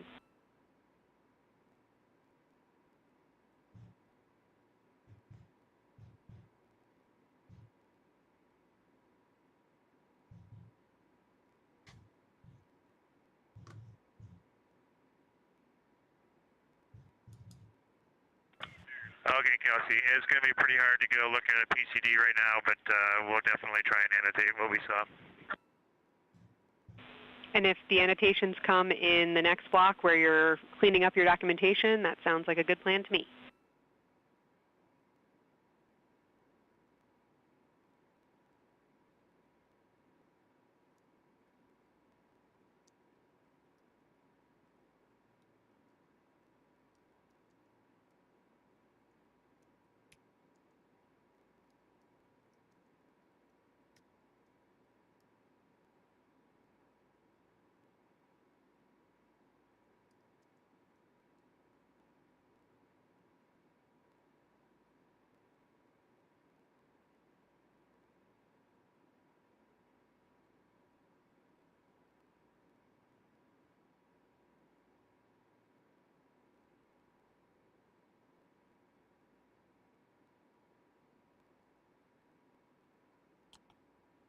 Amen, Aggie. Amen. That's why I completely reject this whole DEI mess. We've earned it 2 or 3 times.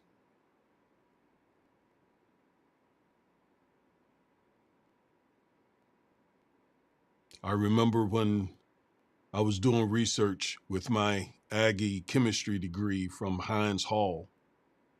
Javon, you may understand. You know where Hines Hall is there at A&T, and I'm doing bench chemistry, practicing chemistry right alongside folks from Duke, Ohio State. My best benchmate was from Ohio State, and they had nothing on me. Nothing on me. With my HBCU chemistry degree, They had nothing on me whatsoever.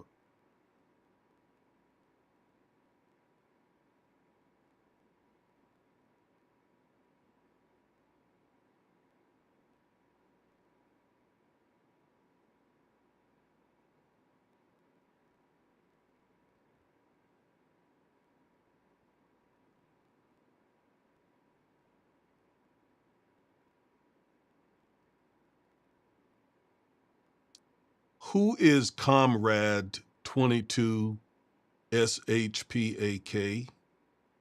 Who are you? You said, miss you, Dad. Thank you for sharing your love of fight. Should that have been flight in space with me? Who are you? Reveal yourself. Reveal yourself. Are you inferring something here?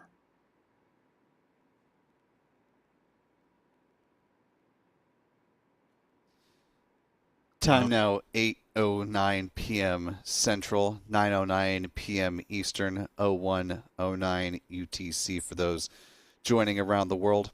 You'll note that our clock in the upper right-hand corner of the screen has shifted from the clock that was counting down to the start of the eclipse and then the time elapsed since then.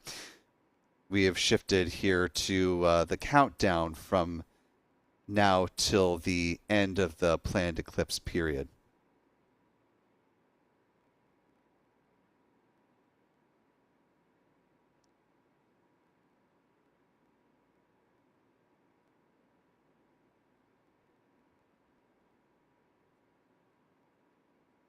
Comrade 22 SHPAK, are you suggesting? Science, we're getting set up for sunrise.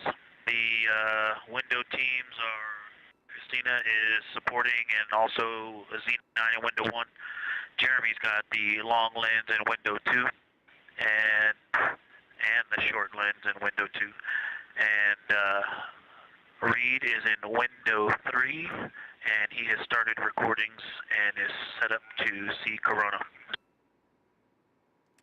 Do you know that voice, Comrade 22? Great sit rep, Victor. That sounds like a good config, and we're showing coronal effects start to appear on your video camera. So in the next few minutes, we should start to hear your observations.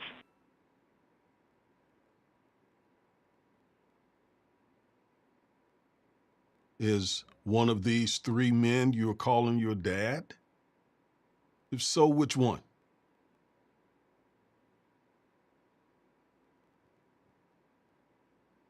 And tell us something about whichever one you're referring to that lets us know.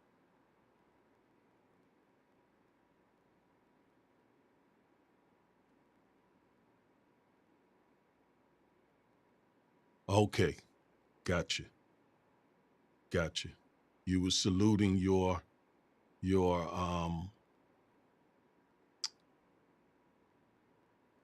let me finish reading this.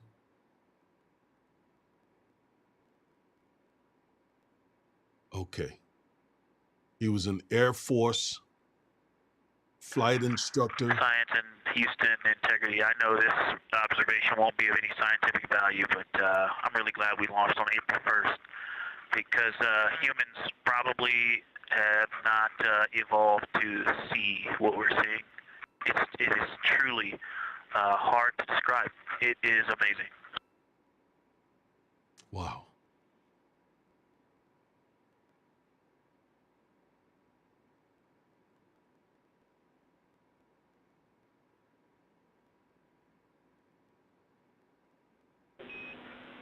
Amazing. Thank you, Victor. Wow, wow, wow, wow. Okay. And just one more logistics note. We have gone as dark as we can in the cabin. We have turned the DUs all the way as dim as they can go, so you can't see anything on the screens. Every bit of light in the cabin affects the view. You're definitely seeing the brightness go closer. It's definitely brighter on the Earthshine side. And so we are expecting to see some corona here soon. We copy all. Excited for what you see next. Man, this is just amazing to be here.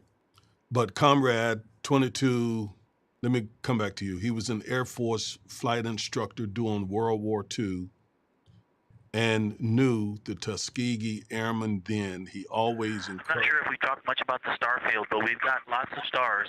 You've got the nice glow around the moon, but, you know, right off the, well, we're upside down now, but from upside down 4 o'clock right off the edge of the moon, looks like a planet, that line of planets. There's something a moon diameter to the left and something right off the limb of the moon to the right, and then something orange. It looks orange to the right of that, about half the moon diameter. So, but anyway, there are definitely stars. I think some of those planets that you said we might see, we're seeing. And so in unreal view, yeah, the moon in the foreground is one of the darkest things we see out the window, and now it's deep space behind it is kind of dark blue like it looks from Earth, but we can also still see stars. It's quite a wicked view. Victor, science. Ike's just doing the best job, and I'm not going to try to add on to what he's doing. It's indescribable. No matter how long we look at this, our brains are not processing this image in front of us. It is absolutely spectacular, surreal. There's no adjectives. I'm going to need to invent some new ones to describe what we are looking at out this window. This is just absolutely beautiful and inspiring to hear. And Victor, we suspect what you're seeing is Saturn and Mars. That reddish object is likely Mars. Good opportunity to look to the future of where we're going. Wow.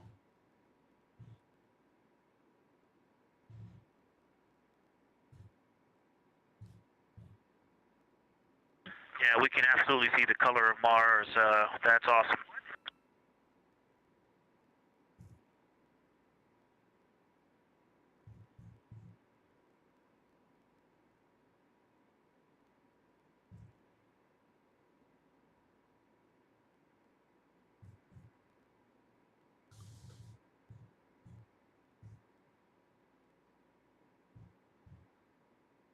So yes, we absolutely celebrate your father as well, having known the Tuskegee Airmen, and it's wonderful that he. Okay. And from this vantage point, the 4 o'clock on the Earthshine side is definitely getting brighter. Still no coronal structure. So we celebrate him with you, is what I'm trying to say. Houston copies. And yes, may your dad's memory be a blessing. As we're hearing these comments from the Artemis II astronauts, simply gobsmacked by what they're seeing as Victor described it. Can you imagine when these pictures and video come in from what Victor is trying to describe? He's seen all kinds of things that the rest of the whole planet will not see and experience. Imagine that. 9 billion or so people on the planet, and only 4 people have seen this in real time, in real life, experienced it. Wow. That's amazing. So, man, I'm just excited to be experiencing this and listening to Victor as he described it all. You can tell he is just enthralled with what he's seeing. So send back a lot of pictures and video.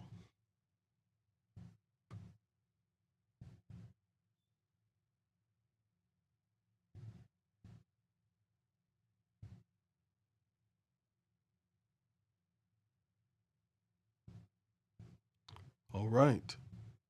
My cousin's ex-wife's grandfather was a Tuskegee Airman.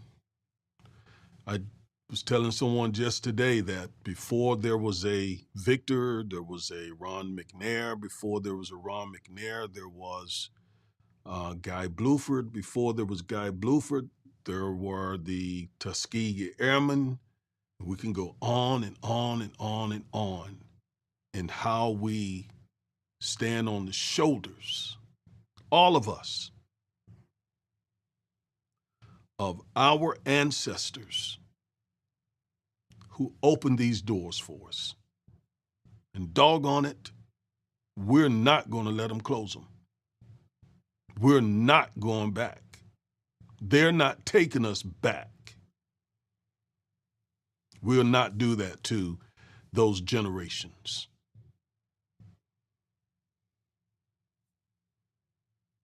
Yes, these are some awesome folks in this chat.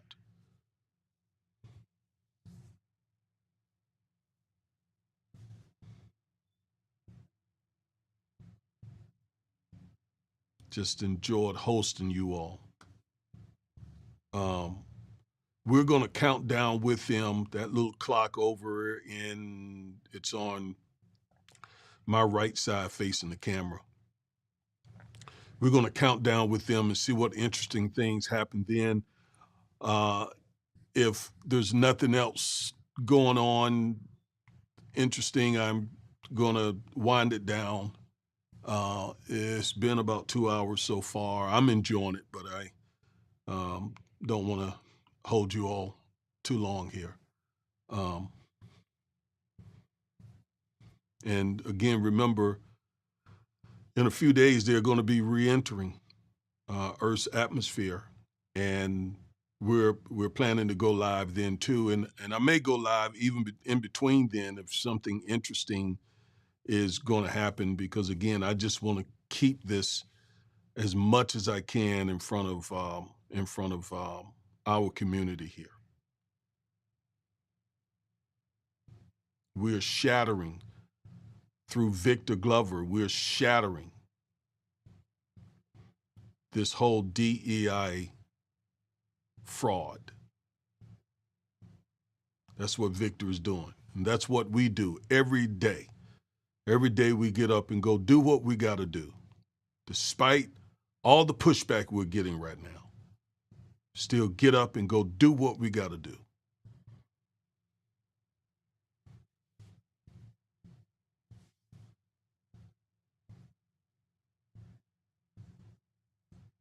Yes, some very interesting folks here.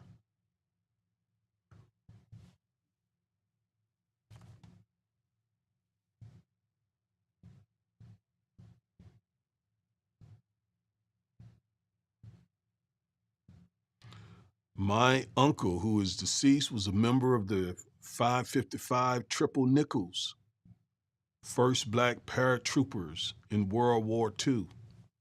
Shout out to all of your family members who paved the way, paved the way. They paved the way for us.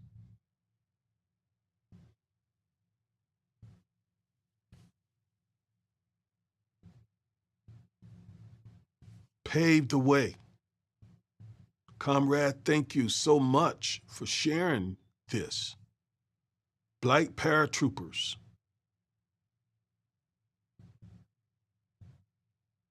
And yes, we will stand strong and stand together.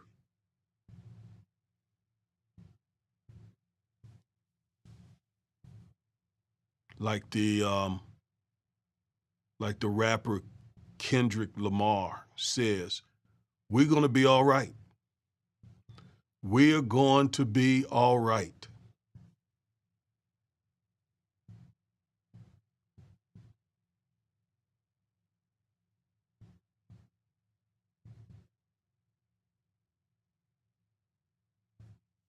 Love you all as well, comrade, all of you.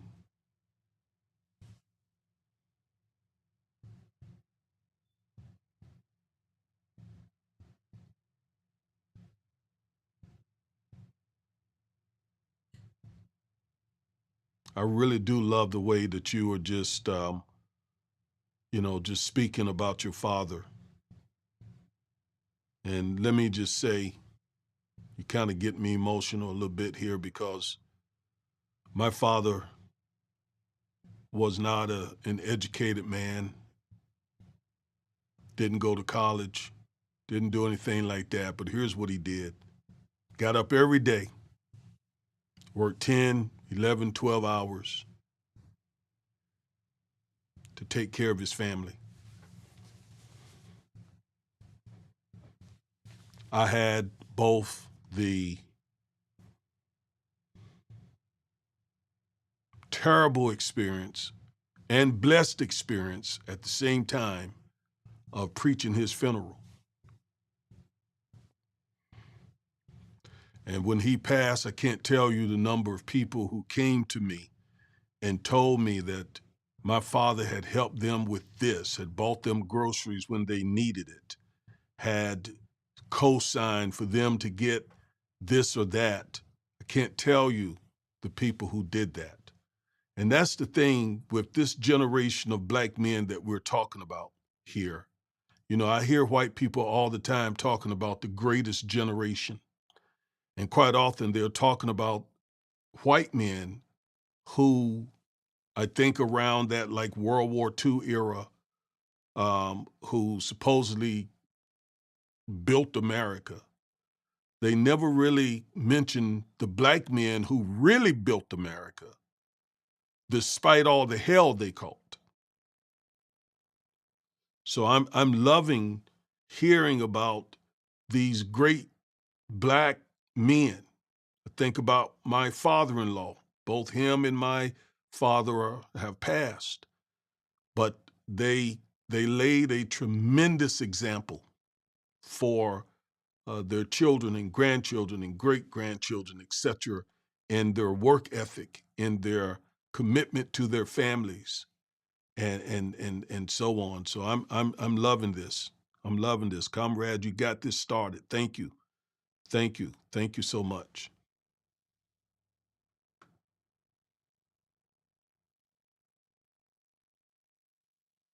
Thank you. Yes, my father was really something. And I wasn't even his biological child. He took me in when I was a month old and treated me and raised me just like I was his flesh and blood.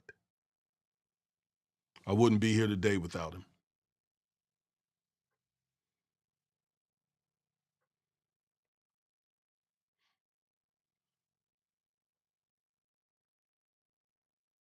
And the thing about our dads and granddads and moms and grandmothers and so forth is they had to go through that Jim Crow era. I went through the tail end of that, but they went through the meat of it, the middle of it, and still had to do what they had to do for their families. So in my estimation, they were the greatest generation.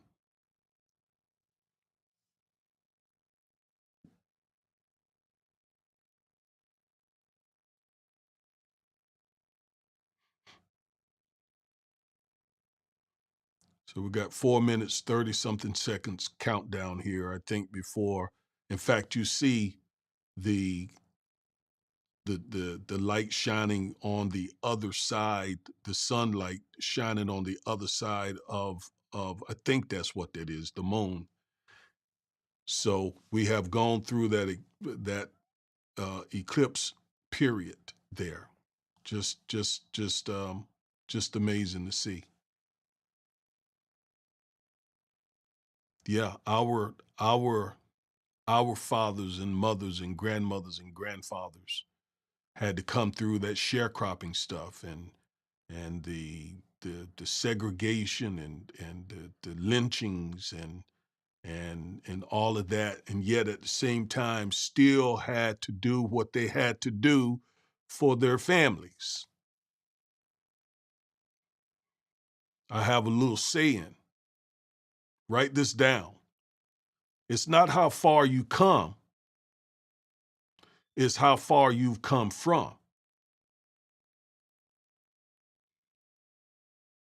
I coined that phrase. It's not how far you come. It becoming a billionaire is nothing when you started out with millionaire parents. So it's not how far you've come, it's how far you have come from that really determines one's greatness.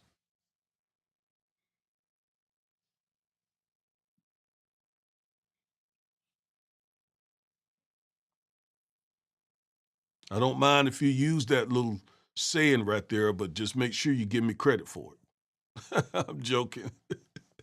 I'm joking. But it's a true saying. I believe the Lord gave me that. It's not how far you've come. It's how far you've come from. If you started out your where a lot of us African Americans start out, and then you go on to achieve anything, you've done a whole lot more than the person who achieved a whole lot more, but they had every kind of privilege and benefit there was. You follow me?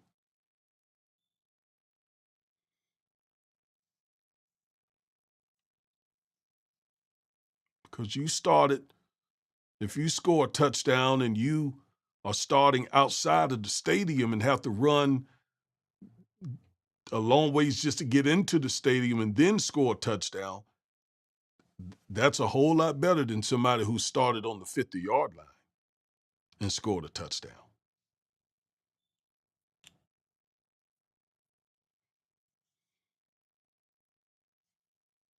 All right.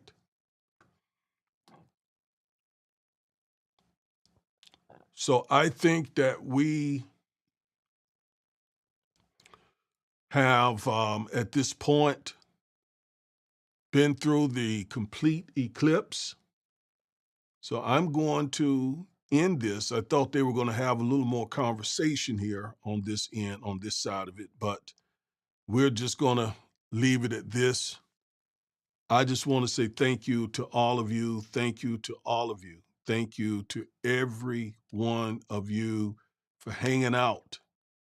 This is the way I like to hang out. Make some history, make some new friends. Yes,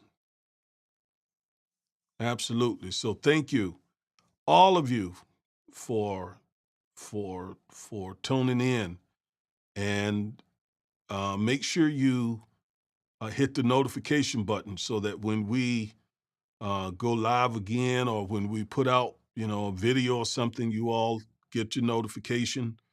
I'm always trying to, trying to do things to uplift and empower our community. And so I'm just honored that you're on the channel with me from all over the country, from all over the world. And somebody said, in the words of that Ty Tribbett gospel song, look where he brought me from. He brought me from a mighty long way. Yes, yes, yes, yes, yes, yes, yes. And we're going to start having church here in a minute. They will be coming back 5 days from now. I think they should be back by then, within about 5 days. So that fifth day, when they are re-entering Earth's atmosphere here, we want to be live for that, catch every bit of that, and help pray them on in. Okay? Yes. It's not how far you've come, it's how far you've come from is what really determines one's greatness. All right, you all, I'm going to end it here. Thank you again. Much love. You're in my prayers. Hope to see you next time. Peace.